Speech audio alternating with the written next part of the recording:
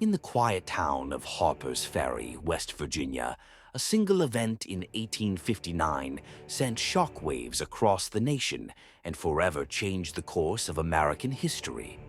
It was here that abolitionist John Brown launched his daring raid on the federal armory, an act so bold, so controversial, that it helped push a divided country to the brink of civil war. The story of John Brown's raid is not just about a man and his mission. It's about conviction, sacrifice, and the dangerous line between heroism and rebellion. John Brown was no stranger to controversy.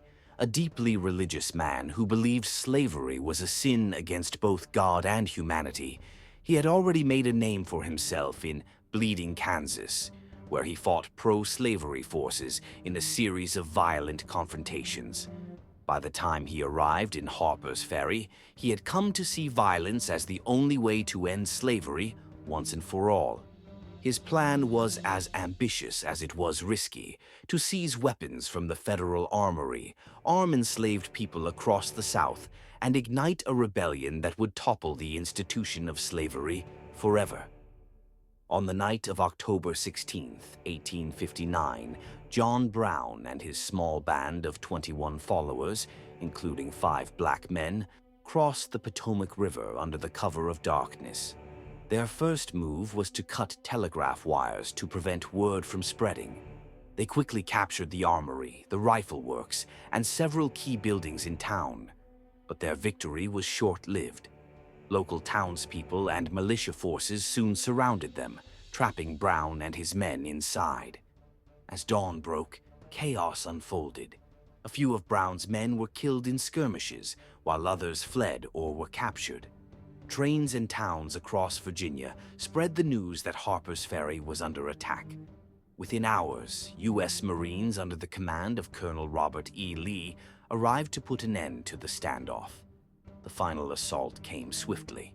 Brown and his remaining men barricaded themselves inside the fire engine house, a small brick building that would later become known as John Brown's Fort. After a brief but bloody fight, the Marines broke through the doors, killing several of Brown's followers and capturing him alive. John Brown's trial began soon after. His calm demeanor and unwavering words during testimony stunned the nation.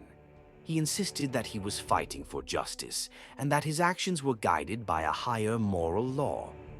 "If it is deemed necessary that I should forfeit my life for the furtherance of the ends of justice," he declared, "and mingle my blood further with the blood of my children and with the blood of millions in this slave country, I submit his execution by hanging on December 2nd, 1859, turned him into both a martyr and a lightning rod for debate." In the North, many abolitionists hailed him as a hero who sacrificed everything for the cause of freedom. In the South, he was seen as a terrorist, proof that Northern radicals would stop at nothing to destroy their way of life. The divide deepened, and within 2 years, the nation was at war with itself. John Brown's raid had failed militarily, but it succeeded in something far greater. It forced the entire country to confront the moral and political contradictions of slavery head-on. Today, Harper's Ferry stands as a place of remembrance and reflection.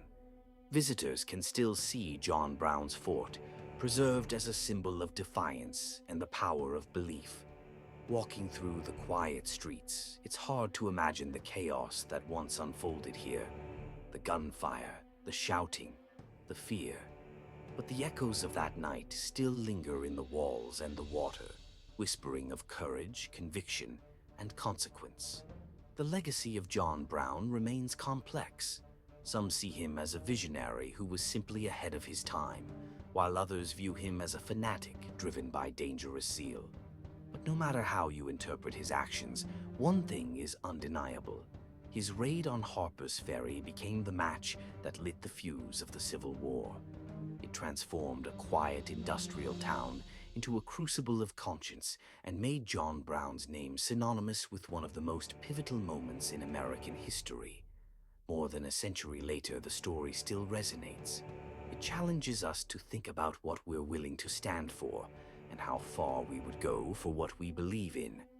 Harpers Ferry is no longer a battleground, but its lessons endure, etched in the red bricks of John Brown's fort, and carried on the winds that sweep through the valley. The raid may have ended in defeat, but its impact on America's struggle for freedom will never be forgotten.